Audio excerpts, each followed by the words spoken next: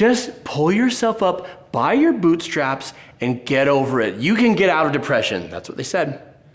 I've found that advice works real well. Actually, no. They're a bunch of blowhards. Let's talk about... Wow. Yeah, I know. Mended Light.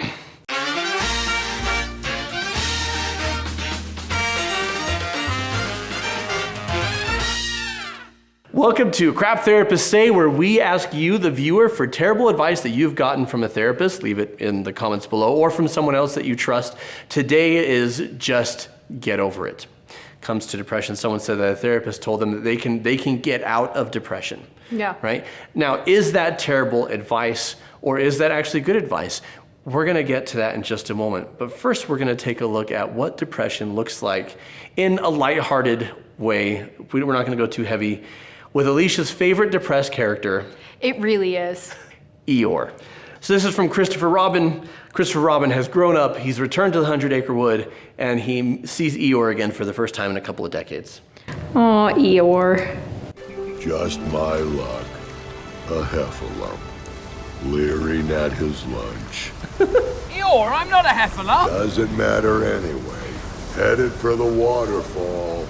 I'll be gone soon. No, not the waterfall. Swim! Not that anyone will notice. Swim! Just have to go with the flow. Don't worry. I'm not. Can't change the inevitable. Mustn't give up, Eeyore. I'll save you. We'll see. Oh, yes, of course. I've grown up, haven't I? Oh, Eeyore! Laughing at my misfortune, just like a heffalump. Hello, Eeyore. Hello, heffalump. Not a heffalump. I'm Christopher Robin. Do you remember I used to try and cheer you up? I don't remember being cheery. I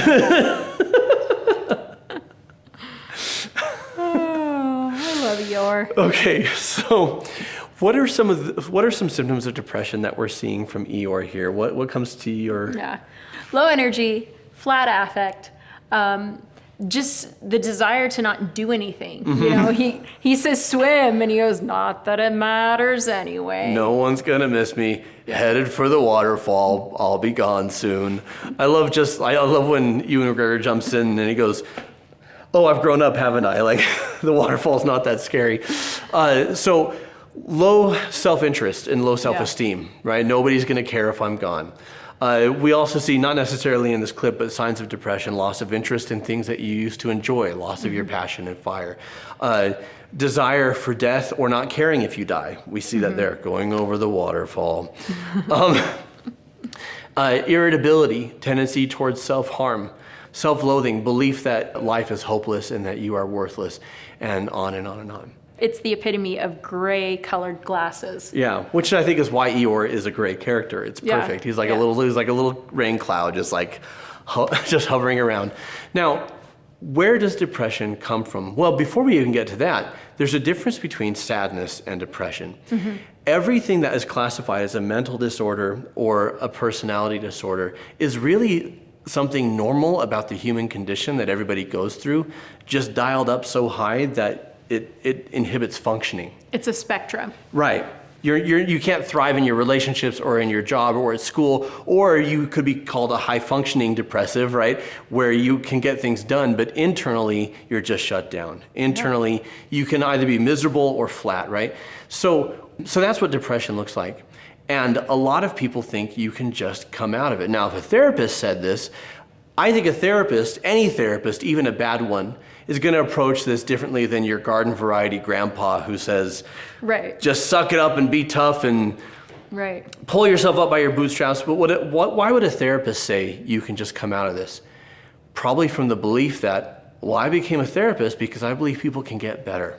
So of course you can get out of this, and I'm trying to give you encouragement and support. And I don't think that's a negative, but in some cases, it can build false hope. And in order to understand why, we have to understand where depression comes from. And the fact is, there is no one cause. What are some of the causes? Right. Well, it can be a nutritional deficiency or imbalance. Yeah. Right? Your your brain and the rest of your body talks to each other, and you need certain chemical components to have those neurological functions function correctly. Yeah. And if you're not getting enough of the right nutrition, it absolutely can affect or even cause depression, anxiety, overwhelm. Yeah. Well, so there's also, in the study of epigenetics, there is a predisposition through our genes. Yeah. So for some people, it could be genetic, it could be circumstantial. We read in this book on grief and grieving that depression is actually a very healthy and normal response to the death of a loved one, for example. That to actually feel clinically depressed doesn't mean there's something wrong with you. Depression could be circumstantial. It could be based on a breakup, a divorce, a death, or just the fact that life is heavy and hard and the world is messed up. I get depressed. You've seen me. I get actually like I don't feel like functioning or doing anything just because the problems of the people I work with or the things I read in the news just weigh on me. Yeah. So loss or overwhelm, depression can be a healthy part of working through that. Right, right. And so depression can come from many different sources, even more than we've just listed here. And the fact is, just like no two people are alike, no two depressed people are alike. The causes mix and mingle in different ways, or there's different causes for different people. And so for some people, for example, if your depression is correlated or caused by nutritional deficiency or chemical imbalance, then it could be a change in diet or antidepressants or a combination, getting more exercise, getting more sleep. I always tell my depressed clients, they come in depressed and they say, should I go get antidepressants? And I say, let's start with diet, like nutrition, exercise, and rest, and then let's see what's left over. Right. And sometimes they take better care of themselves and that's all they needed. Right. Other times it's like, still not doing the trick, right? Or if it's circumstantial, if I'm depressed because I feel the weight of poor choices, if I'm depressed because I've done things that have hurt people I care about, then the depression can be lifted by making amends, by making restitution, by letting the guilt influence me to change and then letting go of it, right? In other cases where it's genetic or where it's biochemical or just because every case is different, it's not about getting over it. It's not about moving through it and leaving it behind. For so many people, especially with chronic depression, it's meant to be managed and lived with. And there is no getting rid of it. It's about how do I function because this is a part of my life now. Well, and one other component that we haven't talked about, and everything you've said is absolutely true, but sometimes we bury our emotions, we bury our experiences because we don't know what to do with them, right? And that burying of those emotions and those experiences is a coping mechanism, right? Yeah. And it's what helped us get through that hard situation. But what kept us safe may now be keeping us stuck, and it could be manifesting as depression and other mental health challenges. If I grow up in an abusive home and I bury my emotions because when I'm vulnerable I get punished, that, like you say, that served me, that helped me to survive. But now I'm on my own and I'm trying to have a healthy relationship with an emotionally healthy person and I'm still burying my emotions. It no longer serves me, it hurts me. I look at that like the monkey bars on the playground. You have to let go of what's got you to where you are so that you can keep moving forward.